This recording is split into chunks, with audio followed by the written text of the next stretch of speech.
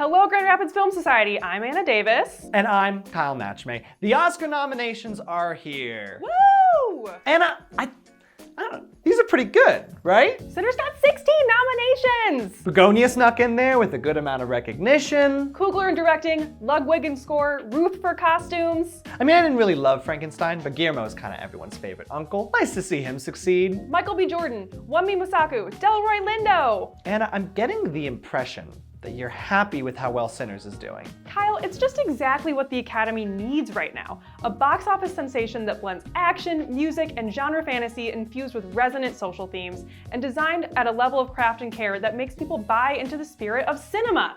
And the fact that it breaks a new record for the most nominations of all time is just a testament to how the Academy can really connect with movie-going audiences by recognizing the thing that they really care most about. Best Picture goes to Ryan Coogler! Anna, love the enthusiasm. I'm also very happy about how well Sinners is doing, a film that will no doubt walk home with more than a handful of trophies come Oscar night.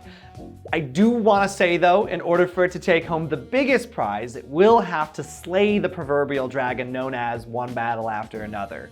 PTA's instant classic has been the frontrunner across the board during this precursor season, and Sinners will need to ride this momentum for the next 30 days in order to get to the lead. And we'll talk all about that in our next video, I'm sure, Kyle. But I want to point out how impressive it is that Sinners overperformed in some key categories, namely both the supporting actor slots for Delroy Lindo and Wunmi Mosaku.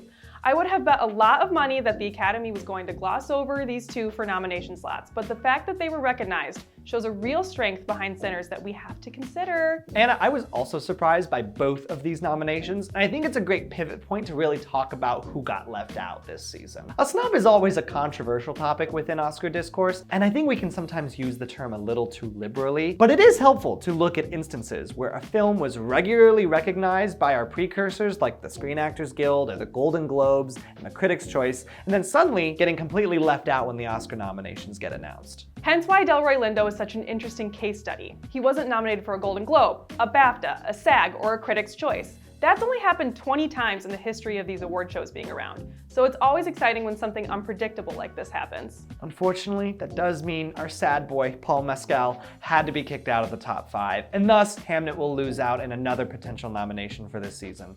Something similar also happened with Ariana Grande, missing out in Best Supporting Actress in Wicked for Good, because Wunmi Mosaku was able to really nab that 5th spot at the last minute. Speaking of Wicked, whew! In our last video, we made a couple predictions that did not pan out. And this was one of them. Wicked is out of the Oscar contention for good with 0 nominations. Reminder that part 1 had 10 noms. We did make some poor predictions, that is fair. Springsteen delivered itself nowhere. You see, the art of predicting awards is kind of both an art and a science. House of Dynamite truly imploded on itself. But it does just kind of feel like reading tea leaves. Avatar's Best Picture chances went up in fire and ash. Are you done? No, Kyle, I am not done. Because we actually did do a great job of predicting the landscape. We predicted most of the Best Picture nominations 3 months before nominations were even announced. Like F1? I said most. Yes, F1 by far the most surprising inclusion in the top 10 Best Picture lineup. I have to assume its inclusion really just comes down to the power of producer Jerry Bruckheimer, who I'm sure has been doing plenty of shaking hands and kissing babies at industry events. The international appeal of F1 as a sport perhaps even plays into it as well. It seems like it fills a sweet spot of being a box office draw and having international appeal that other contenders just didn't really quite have the best mixture of. Its inclusion in that 10th nomination slot comes at the expense of 2 other international favorites. No other choice, and it was just an accident. There's been plenty of postulating around the shutout of yet another Park Chan-wook film, who despite being considered one of the best filmmakers of the century, has actually never received a single Oscar nomination. So you'd say they made another choice? Kyle, I'm sad. Why are you sad, Anna? My girl Chase Infinity got left out of Best Actress for One Battle After Another. You mean the character who was on screen for only 30 minutes of the film, but was running for Best Lead Actress? Well, I'm pretty sure I can tell you that all 30 of those minutes are better than whatever Kate Hudson is doing in Song Sung Blue. The Song Sung Blue inclusion is a touch surprising, but it's a classic showy performance from someone Hollywood wants to recognize again 2.5 decades after her big splashy performance in Almost Famous. She was really quite lovely in the film, especially when she gets the chance to sing on stage. She really lights up the room. Well, then keeping on the music theme, let's talk Best Score. Outrageous, criminal. I don't even want to talk about it. Daniel Lopatin's work on the Marty Supreme score has been touted as one of the best scores of the year, and he's consistently done incredible work in Safdie films. The man invented Vaporwave! Yet, he was absent from the list of nominees, with Alexander Desplat's Frankenstein score presumably stealing Lopatin's spot. With this and a missed nomination for the Challenger score last year, it seems the Academy doesn't vibe with synthesizers. I'm so upset, I don't even have time to complain about how K-pop Demon Hunters only got one nomination in Best Song. But Begonia really did much better than we expected. Emma Stone for lead actress, best adapted screenplay, and a best score nomination for something that is truly experimental and wild. But no Plemons! That's right, Kyle. Real ones know that Jesse Plemons has been doing top-level shit since he was Landry on Friday Night Lights. Though it's great to see him get roles that show off his talent, he deserved a nom! The best thing to come out of the snub is Kristen Dunst's incredible Instagram content. She stands by her man. And another thing, Searchlight, what are you doing? This is the first time in 2 decades that you've never had a Best Picture nomination, and it's because you waited until 2026 to put our girl Amanda Seyfried in theaters for her American biblical epic. She was stunning, and there was dancing, and now you have nothing to show for it.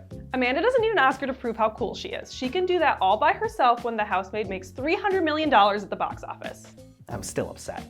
Well, Kyle, why don't you just try and think of something calm, something soothing, something never prone to volatility or hot emotions, like Brazil? Wait, what? With The Secret Agent getting into Best Picture, Brazil has really cemented itself as a mainstay of internationally recognized cinema. 2 years in a row, the country has been able to push one of their films into Best Picture, and it speaks to the passion and craft of Brazilian artists and moviegoers that hopefully continues to grow. Okay, weird pivot, but I actually am feeling better. Good, because we have one last thing to share. Oh, it's actually my favorite part. We've just spent a good chunk of time yapping about the state of these Oscar nominations, but now we're more interested in what you all think should win in each category. That's right, we want to know what our Grand Rapids Film Society community thinks, and we're giving you the chance to speak your voice using the links provided. Just fill out the Google form to tell us who you want to win in each individual lineup. And don't just try to predict who you think will win. Feel free to use your voice to speak to whoever you think did the best in each category. So we'll have those links below this video that you can use, or you could scan this QR code right here to get started. Hopefully this will be the beginning of a cool GR tradition where we get to pick the winners and share them out on Oscar night. Till next time, I'm Anna. And I'm Kyle. Thanks for watching.